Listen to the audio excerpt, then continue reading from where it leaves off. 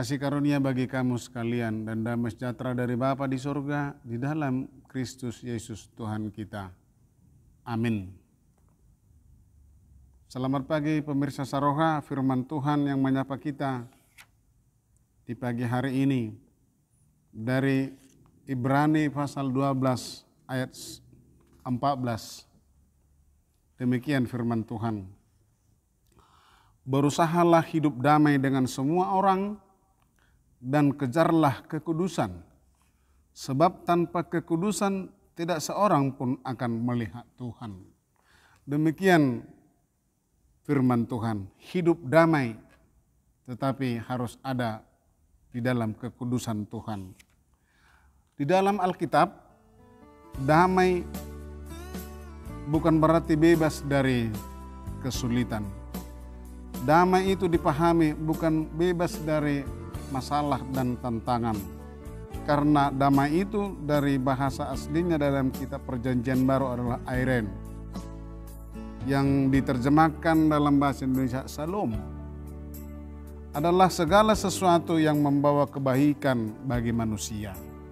Jadi sebetulnya kehadiran orang percaya kedaran kita semuanya adalah menghadirkan shalom kerajaan Allah di tengah-tengah dunia ini. Hari ini adalah Hari Reformasi.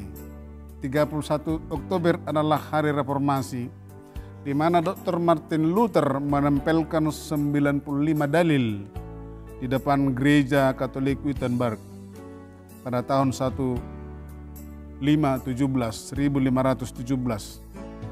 Ada pergolakan besar pada saat itu hingga lahirlah gereja Protestan yang dipelopori banyak tokoh-tokoh reformasi, yang salah satu yang kesohor itu adalah Martin Luther. Pemirsa Saroha, tetapi dengan tuntunan Tuhan dan membutuhkan proses yang panjang supaya dapat saling menerima dan saling mengakui. Tentu ada banyak orang yang berperan di dalamnya, yang memikirkan supaya dapat hidup damai dan hidup bisa berdampingan dengan semua orang. Setelah perjalanan gereja berikutnya, dalam sejarah-sejarah perkembangan berikutnya, ada seorang juga tokoh di Amerika, namanya Dr. Martin Luther King Jr. mengatakan, pertanyaan paling mendesak dan penting dalam hidup ini adalah, apa yang kita lakukan bagi orang lain? Apa yang bisa kita hadirkan sebagai shalom kerajaan Allah bagi orang lain? Sebagai orang percaya kepada Yesus Kristus, kita diingatkan akan kewajiban kita. Pertama, berusahalah untuk hidup damai dengan semua orang. Selalu mau mengerjakan pekerjaan Kristus, menolong orang yang lemah imannya. Jika ada persoalan, membantu mereka untuk menyelesaikan persoalan tersebut. Menyejukkan hati yang kering. Sekalipun misalnya ada membuat kita misalnya ciut atau tawar hati atau membuat rasa-rasa yang jengkel kepada kita. Tetapi kalau kita mau hidup berdamai dengan semua orang, tetap harus bisa menguatkan hati yang kendor dan memberikan semangat bagi yang berputus asa. Kedua, kejarlah kekudusan dengan memperhatikan hati kita yang tulus, menunjukkan cara hidup yang benar kepada sesama manusia dengan teladan pribadi mengikut Yesus Kristus Sang Guru Agung. Kejarlah kekudusan, sebab kekudusan itu sudah milik setiap orang percaya manakala dia sudah dibaptis di dalam nama Allah Bapa, Anak dan Roh Kudus.